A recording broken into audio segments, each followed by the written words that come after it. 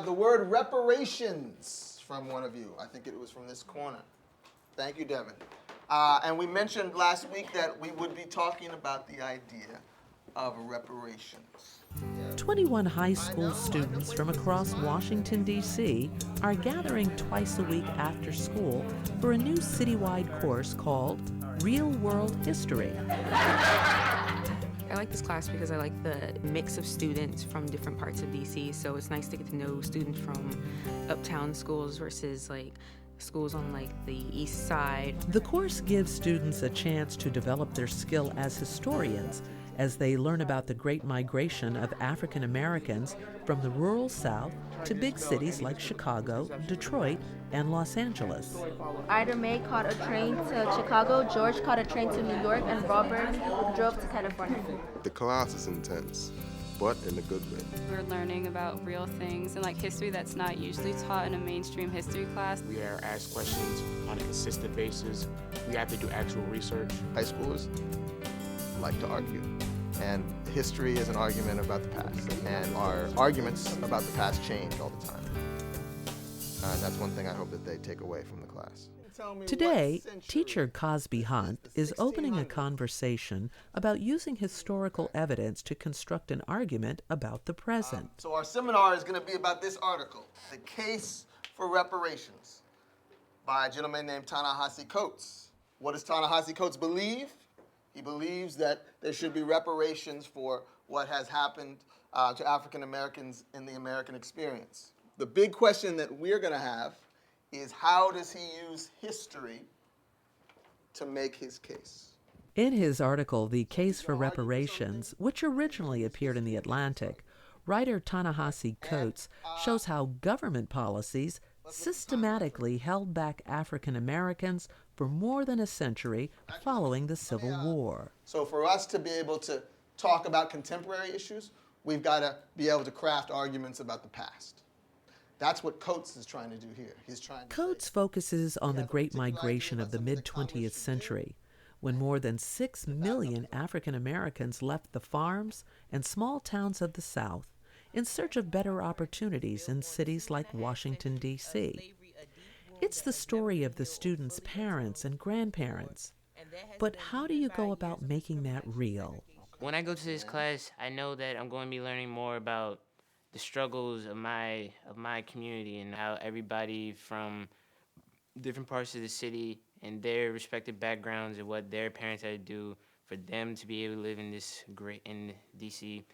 Mr. Hunt actually gave me a picture that actually was a picture of my neighborhood. Both schools that I actually attended are still there, and I did not know that they were built during that time. And I'm kind of glad to say, hey, I went to these historical schools, and they were segregated schools, so they were all black schools during the time. We need to think about how Coates uses history to make his argument about reparations. And all of this brings the Great Migration into the present. And I think that that's going to help the students see the value of history to their lives. Mr. Hunt helps the class analyze the writer's opening salvo, 3 quotations. Coates starts with the Old Testament words of Moses, who said that if you had a slave, you could keep him for no more than 6 years. And when thou sendest him out free from thee, thou shalt not let him go away empty. Thou shalt furnish him liberally out of thy flock. Okay, so the question is, how does the slave master redeem himself? We've got a slave who has worked for 6 years. Now he or she is free. The slave master, what is the slave master's responsibility, Taylor? It's to bless unto them what God has bless unto them what God has blessed him with. Such as? Food, living supplies, like you won't let them go empty-handed because they have worked for you, but now you have to do your part and also bless them with God has given you and make sure that they can go out and be able to start a new free life. Okay. Openings are crucial. Coates' article is a 16,000-word essay about the entirety of United States history. So he made some very explicit decisions about how to start that article. He could have started with anything. Why did he start with these 3? This close reading is an important exercise for the students as they learn not just to read, but to analyze and then get some practice at making their own arguments. This is the idea of reparations and taking what you deserve is backed up by the beliefs of the people of the past. That's true, because this is one of the oldest books that we know of. So, the Bible is one of the oldest books that we know of. So why is Coates using one of the oldest books that we know of? I agree with what he said, because it's like, okay, even all the way back then, we knew how to treat people, and we know how to treat people. So why don't we know how to treat people? Even back then in Christ's time, they did. So when you bring the Bible to the table, It's like, oh, I know as that. part of your argument, for a lot of people that legitimizes You what get you're doing. a lot of. I mean, he's just Ta-Nehisi Coates. Half the people can't even pronounce his name, but now he's bringing one of the oldest books that we know of to the table. It's like whenever the Bible does get involved, it gets serious. Like, okay, well, you make a point. After quoting the Bible, Ta-Nehisi Coates turns to John Locke to bolster his argument. Let's talk about John Locke's second treatise. Today I heard you pipe up when I said John Locke. Oh, that was good.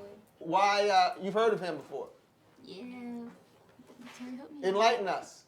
Oh, he was like one of the speakers for the Enlightenment, right? Okay, he was an Enlightenment thinker. Very good. He was a philosopher. What he wrote about in the second treatise influenced Thomas Jefferson. Thomas Jefferson is probably most famous for saying that all people are created equal and deserve life, liberty, and the pursuit of happiness. He got that from John Locke. The third quote that Coates uses is from an anonymous African American in 1861. Boom, you've got the Bible. Boom, you've got the guy who influenced Thomas Jefferson.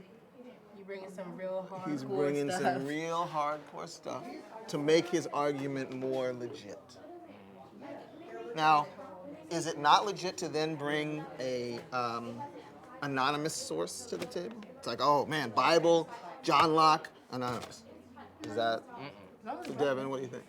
Well, I think the fact that the two sources before actually show respect to certain things that people believe in. Now, the anonymous quote, I believe, is actually working towards understanding that this thought arose again, more so that it doesn't take a giant philosopher, it doesn't take someone this important to understand that this is a core belief that many people have. If you've been wronged, you should make up for it. Like Bible, boom.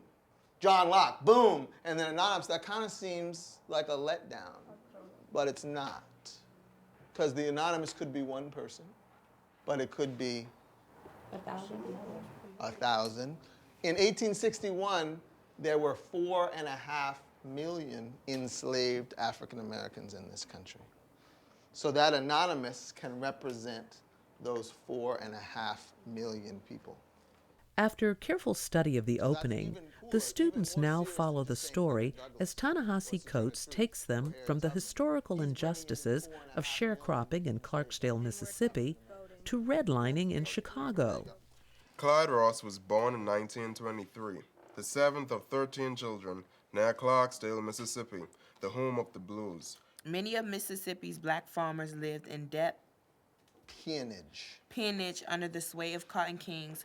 The Coates article helps us bring the Great Migration, which ended by the end of the modern civil rights movement, into the present. So the issues of the ghetto, issues of housing discrimination, these are things that Coates gets into that we are dealing with today and living through. Most of the students come from reasonably or very segregated neighborhoods, and now we have more context for that.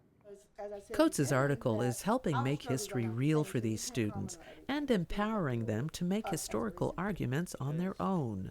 It says that basically in the ghetto, doctors, lawyers, meat packers, steelworkers. If you were black, you had no rights, you had no connections, and you had no way to be able to rise above whatever you were born into as a result of your skin color. I do want them to see the part of the past in the lives that we live, the neighborhood that I live in, the neighborhood that they live in. the schools that we go to. This is an academic piece that maybe answers some of the questions that they have about why life is not fair sometimes. Reparations don't just end with giving out money. It also needs to be, there needs to be things that are put into place that show that America has pretty much learned from what it's done.